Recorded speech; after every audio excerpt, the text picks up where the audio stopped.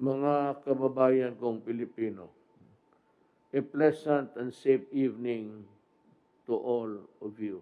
Sana nasa mabuting lagay kayo. Recently, we have seen both positive and saddening, sad, word is saddening, developments in our continuing battle against COVID-19, although we are consistently adding to and improving on testing capability as well as enhance our capacity for contact tracing. We have also seen a continuous rise in COVID cases, especially in the NCR. Now, this is what you get. We cannot prevent yung sige criticizing government. Sabi ko sa inyo, hindi ko lahat kayo mapigilan. The police cannot be everywhere and anywhere all the time. The military is not part of the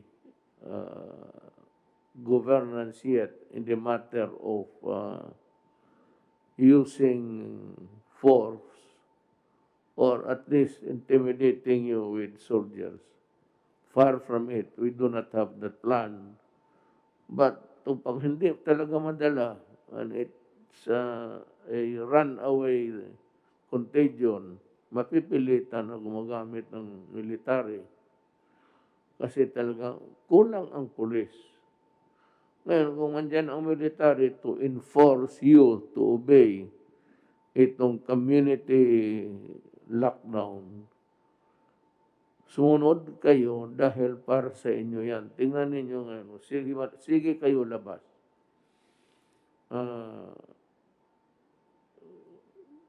Di umami yung contamination ng pasa.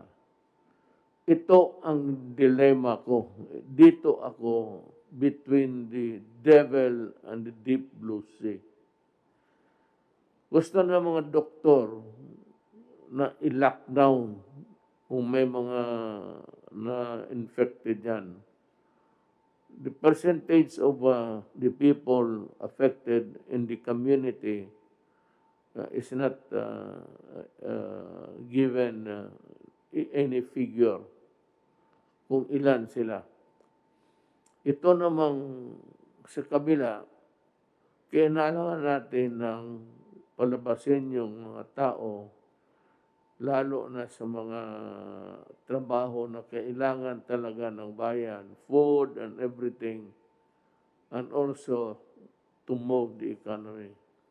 Alam mo, ang mga doktor, sabihin ko sa inyo, pag hindi ko na talaga rin sila mapigilan, dahil po wala na akong pera na ibigay sa kanila. Kaya kailangan sila lumabas para magtrabaho. Yan ang ano ko.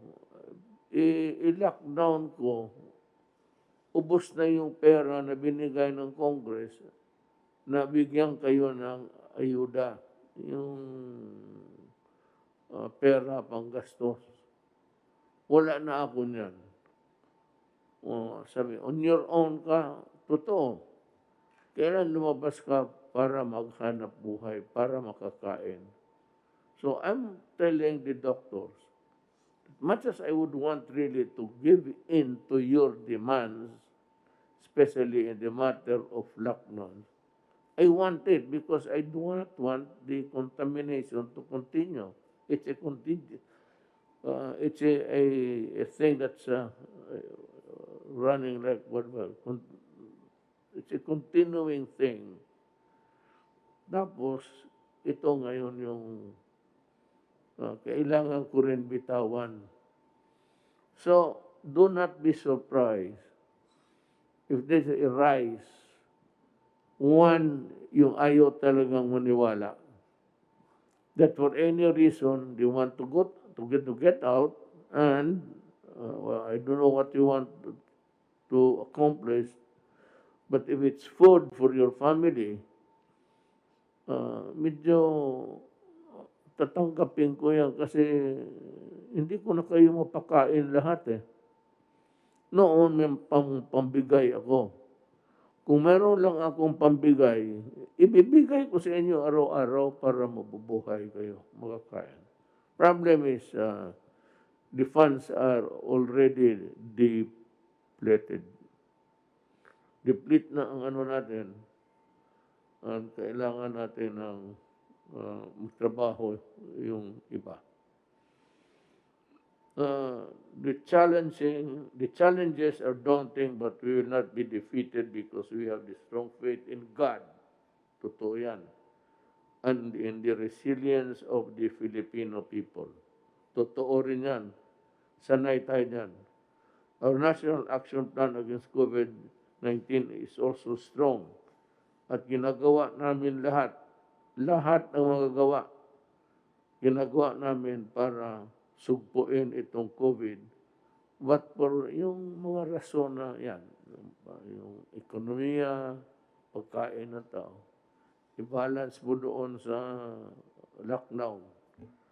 Yun na lang ang magawa natin, hinahabol natin. And then, maligaya ako. Kasi ang Russia, kaibigan natin ito. Hindi tayo lang, wala tayong away sa Russia. Kaibigan natin. Ang ano nila is magbigay sila ng bakuna. Wala naman silang sinasabi, bayaran mo. Ito, tingin ko kay President Putin, tulong niya sa atin libre. Kaya ngayon, tinatanggap natin at kung ano ang supply, mag-usap pa kami kung ilan ang supply at kailangan natin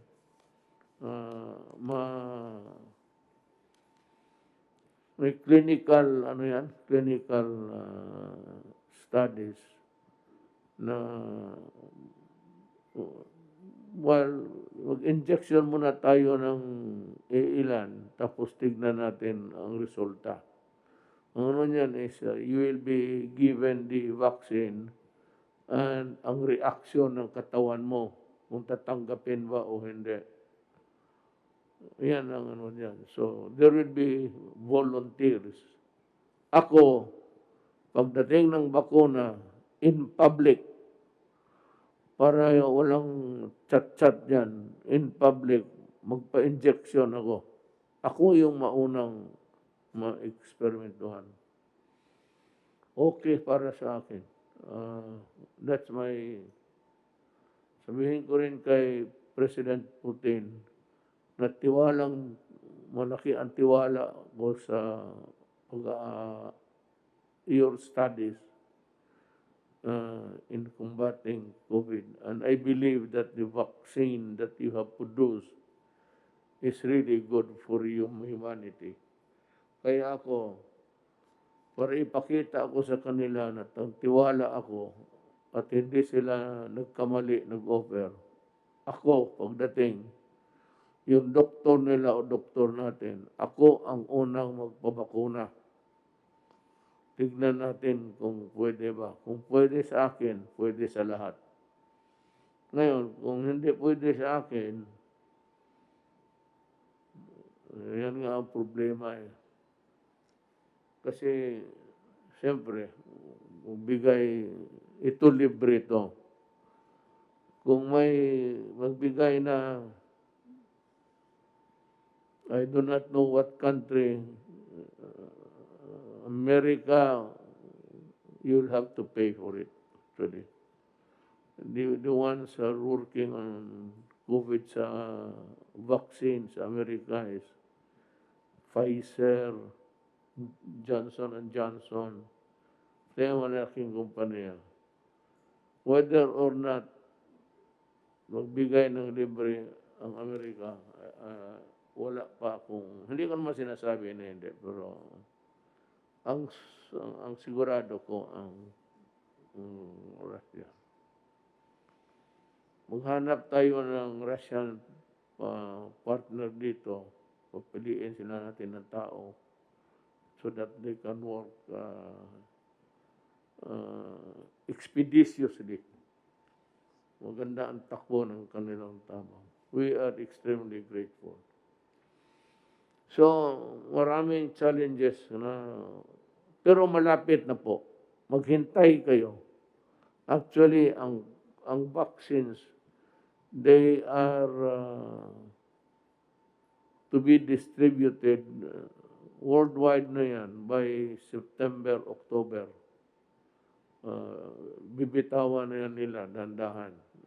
With the clinical studies, and if it's completed, ilalarga nila yan. Pero dumaan na sa kanila yung the measures that would ensure that it is really safe.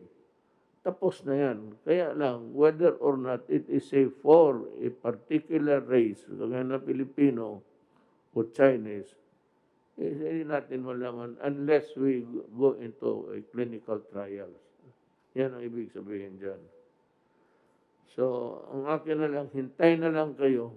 Kunti na lang talaga. By December, sabi ko, in the fullness of God's time, we will have hopefully, a COVID-free December and we can enjoy this Christmas season. Maghintay lang kayo, nandyan na. Ang sinabi ko sa inyo noon, vaccine.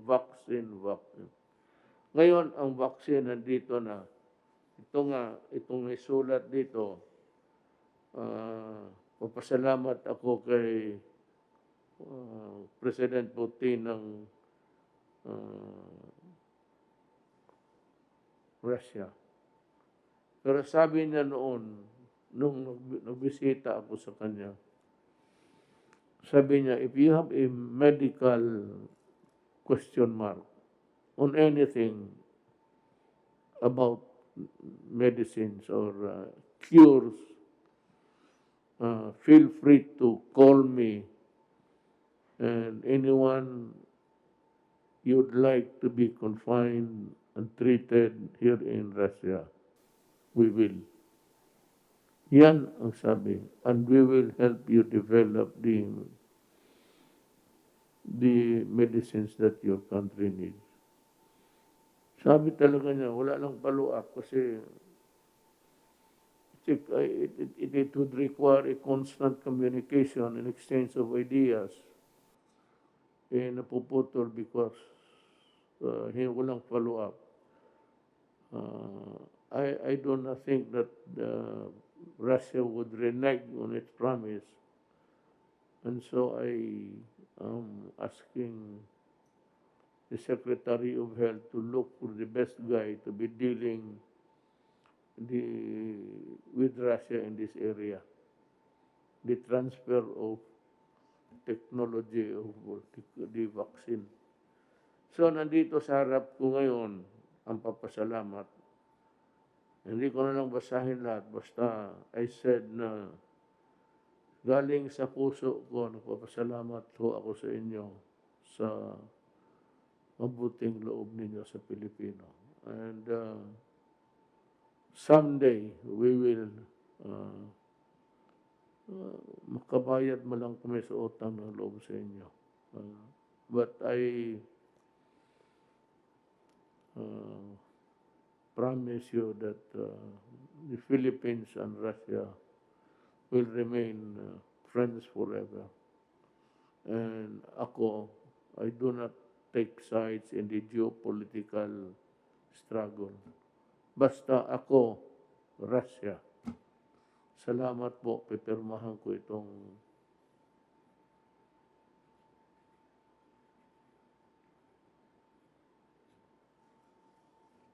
ito po yung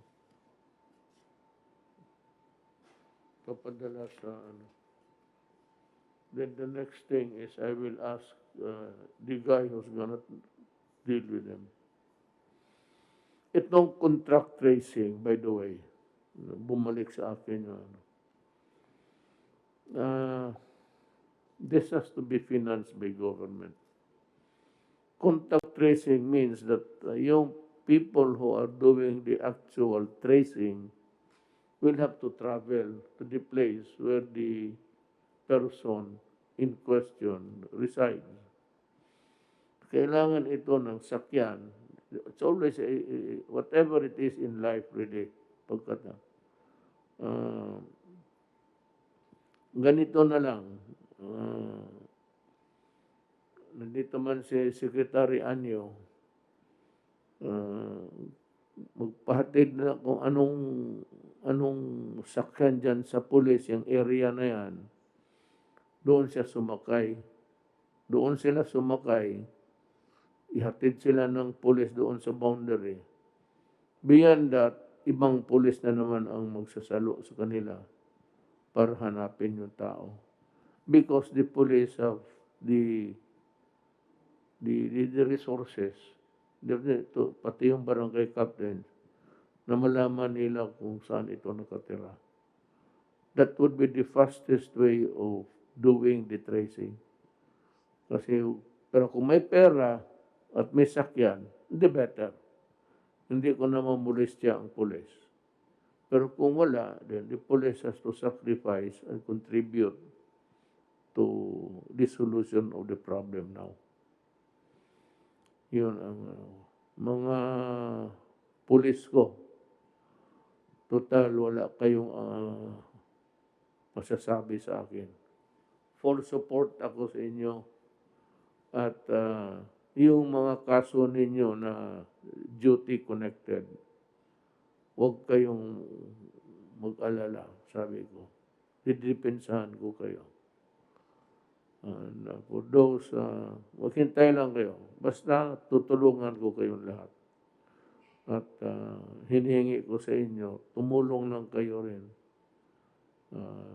sa ating bayan. Walk the extra mile to help our country. At sa ating mga kababayan, hintay ka lang. Nandiyan na yan. Pagdating yan, ako nga mauna. And then, I'm sure that it will be good for me and for us. Maraming salamat po.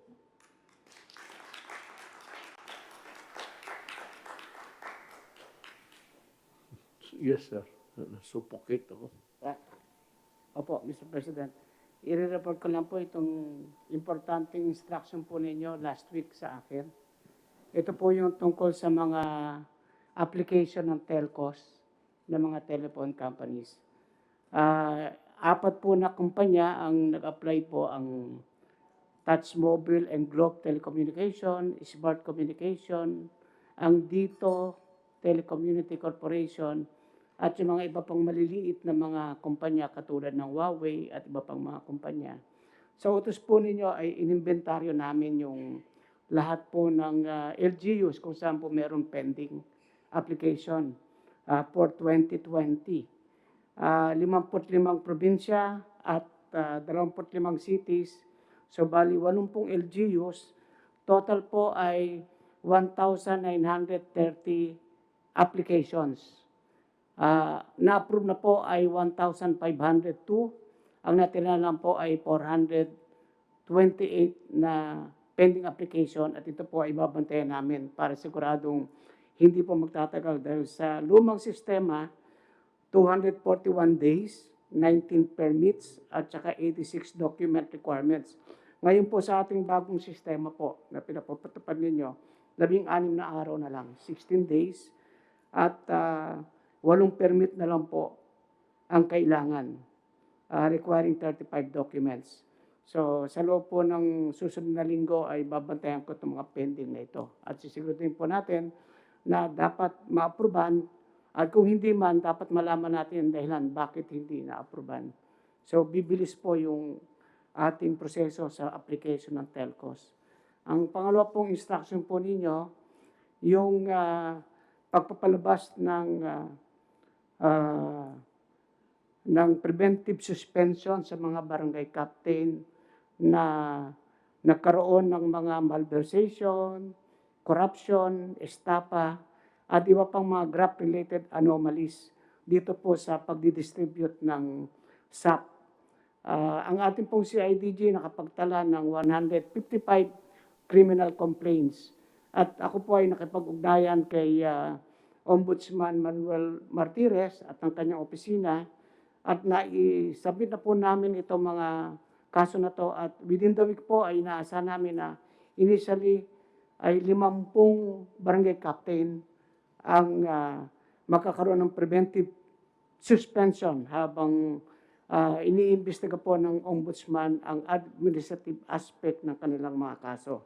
So ito po ay merong 13 sa NCR, 13 sa Region 1, 10 sa Region 2, 3 sa Region 3, at 11 po sa Region 4A, total of 50 barangay captains. Ito po yung initial at ang mga iba pa ay susunod lang po sa patuloy na pag-iimbestiga ng ating ombudsman. So yun po yung dalawang importanteng instruction na ibigay niyo po sa akin last week at nagawan po natin action. Kindly include that, insert that in the talk sa programa. Importante kasi yan malaman ng mga barangay. I'd like to thank Secretary Anyo for his work in going after corrupt officials. Sabi ko na nga, ulitin ko, the reason why ang mga telco nahirapan kasi yung mga tower nila, it's not being acted upon, and there are so many requirements that are being asked by the local government officials. Ngayon, yung mga nahuli, talaga magdusa kayo. Sinabi ko sa iyo, I have never been serious as I can ever be in my life. Huwag kayong magkamali talaga. Ito, habulin ko kayo hanggang preso. Malalaki ho ang parusa ng graft and corruption. Huminto kayo at huwag ninyong pahirapan ang Pilipino, not the government. Kayo yung walang service, mahirap dito, kasi hindi sila makapagtrabaho, walang tower, marami kayong hiningi. And any permit for that matter. Mga sa local conversion, a delay of 200 days is totally unacceptable to me. I've been a prosecutor sa Tanod Bayan noon, wala pa yung ombudsman. At yan ang gusto ko talaga. My training at least involved a lot of prosecution of criminal cases in court sa corruption. So, yan ang ano ko ngayon. Maligaya ako sa trabaho ni Secretary Anyo. Talagang ipahabol ko kayo. At saka, walang pakiusapan. No mercy ako. Either supporter kita, tumulong ka sa election, sinabi ko sa inyo, ang pinakatulong na magawa mo sa akin is huwag mong pahirapan ang gobyerno to act. And these are the projects of government. Although hindi ang privado na kumpanya na gumagawa the actual building of tower, it is still a project of government. They are commissioned and paid by government exactly to do what they are supposed to do, to building the towers, to having a subdivision, getting a conversion sa council. Karamihan yan, city and municipal council. Do not give me that shit na abutin kayo. Kundi, demanda ko kayong lahat.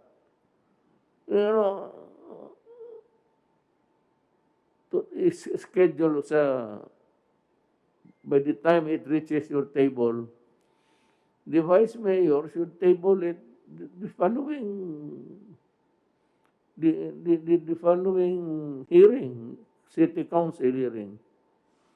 And after that, what is your objection? Wala naman kayong objection dyan. cancer, wala ka na. Ako nga sabi ko, malapit ako, tanungin mo yung mga dito, taga rito. Malapit ako sa tower.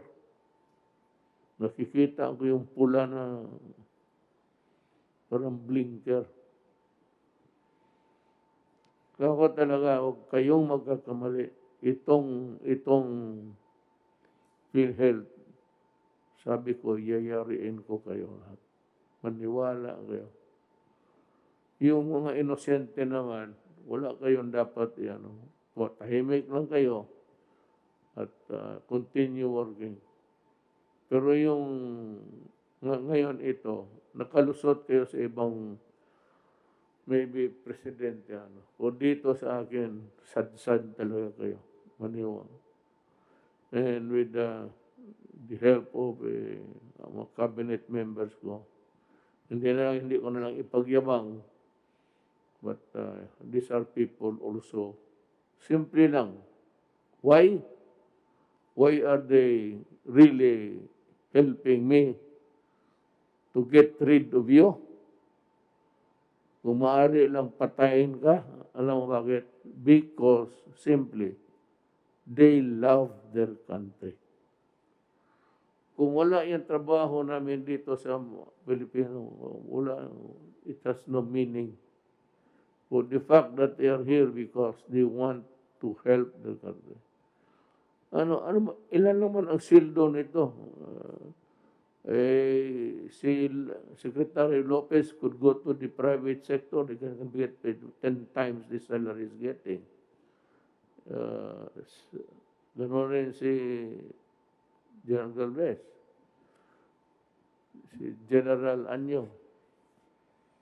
Makahanap kan sila, magnegosyo sila, tutubo pa yung pera nila. But the fact is that they are also sacrificing. Ilan naman sweldo nila? Kakasakal kayo, bilyon-milyon kami dito. Pinakababa ako, Presidente. You know, totoo. How much? It's 194. Kukumute pa ako Davao, Manila. 2 asawa. Totoo man yan. So, alam man ninyo, noong nagkampanya ako, I was very honest with you. I said, I have 2 wives. So when you have 2 wives, you have 2 families. Paano? Hindi, wala. Talagang, yung isa naman, so, may anak ako puro doon. Kasalanan ko ba yan? Sabi ko nung kampanya, I told you everything. Lahat na medyo hindi maganda sa pagkatao ko, niwas-was ko na. Pati yung pagsalita ko, magsabi ako, putang ina. Nilabas ko na lahat para malaman ninyo kung sino yung pinili ninyo. So with that explanation, I would say, hindi ako maghingi ng tawad. Sabihin ko lang, thank you for your understanding. Yung importante yung, kaya huwag niyo kalimutan, yung ilan na yung nakulong. Pakulong ko talaga itong putang yun to. Pati itong sa PhilHealth. Babawi ba yun?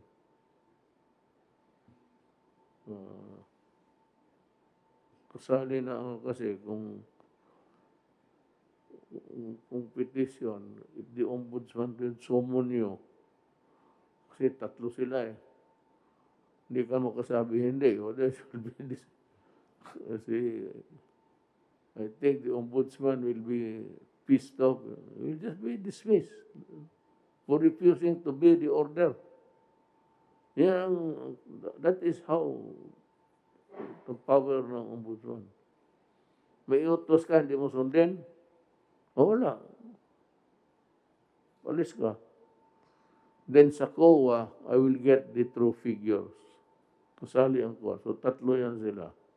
Justice Department, o kay secretary ng, but they are represented by, hindi naman sila mismo eh. May mga tao sila. And I think, nag-umpisa na ba sila? And you have Bongo, Senator Bongo, who's a crusader. Sinabi ko, Bong, huwag ka mag-ano, basket kaibigan mo, kaibigan natin. Basket tumulong. Basket nagbigay ng pera na tulong pagka nandyan sa korupsyon. Eh wala namang pinag-usapan na mag-contribute ka sa akin tapos mag-corrupt ka.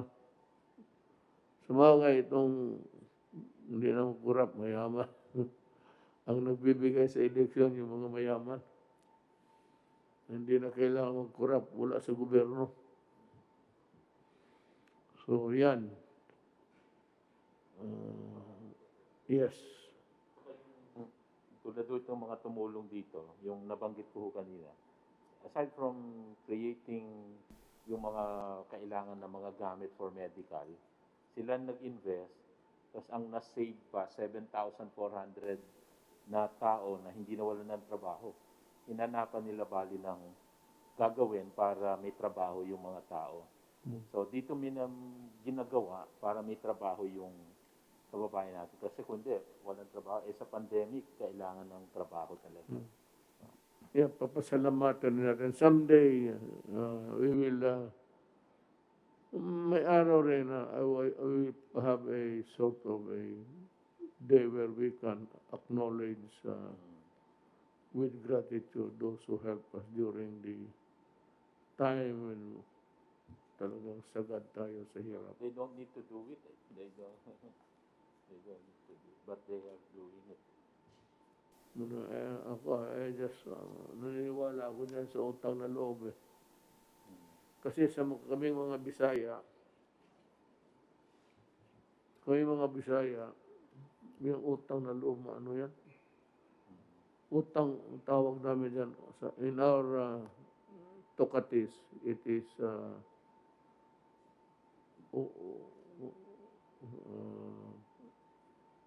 utang na loob is utang kabubuton. So, hindi mo yun makalimutan yan pagdating ng panahon.